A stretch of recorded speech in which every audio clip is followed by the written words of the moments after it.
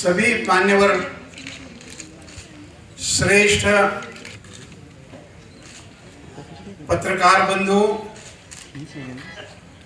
और इस अधिवेशन में आए हुए पत्रकार बहनों और भाइयों, हमेशा राज्यपाल को जब बुलाया जाता है तब हम बुलाने वालों को एक आग्रह करते हैं कि भाई यहाँ मैंने क्या भाषण देना चाहिए, इसके बारे में आप कुछ हमको बताएंगे तो अच्छा होगा। लेकिन मालूम नहीं हमारे कार्यालय की भूल हो गई या संयोजकों ने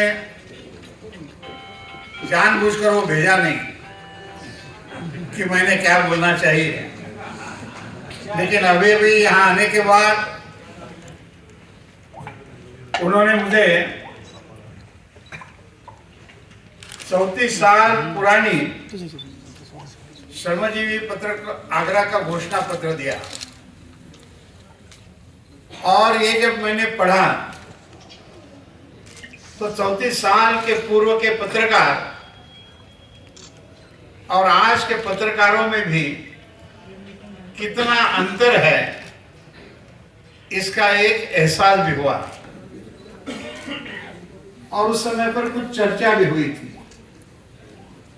लेकिन उस चर्चा के संबंध में मैं इतना ही कह सकता हूं कि सरकार ने, राज्य सरकार ने इसके बारे में उचित कदम उठाने चाहिए, ऐसा मैंने उनको कहा था। अब यहाँ जो फिर एक दफे पत्र दिया है उसके आधार पर मैं उसका फॉलोअप करने की भी कोशिश करूंगा। इतना ही बारे में मैंने उत्तर प्रदेश के राज्यपाल उस समय पर मैंने कहा था कि कुछ पुरानी बातें हमें बदलते रहनी चाहिए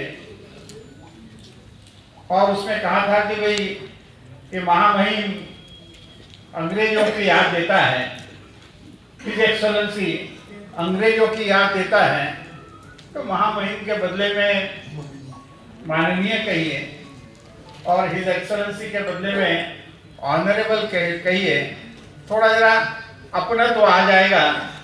लेकिन मुझे लगता है कि मेरी ये बात मंच पर अब तक नहीं पहुंची। एक आदत बन जाती है और उसमें परिवर्तन करने के लिए समय भी लगता है। लेकिन यह एक प्रारंभिक के तौर पर बात हुई। मुझे धन्यवाद देना है एसोसिएशन को कि आप पर बुलाया और आगरा की विशेषता किस प्रकार का आयोजन होता है। भोजन जब पूरा हो जाएगा तब यहाँ भोजन भी अच्छा मिलता है, ऐसा मैं पहले ही कह देता हूँ। आगरा दुनिया में ताजमहल के कारण जाना जाता है और मैं महाराष्ट्र से आता हूँ। महाराष्ट्र में आगरा की दूसरी एक बहुत नज़दीकी पहचान है, वह है आगरा के किले की।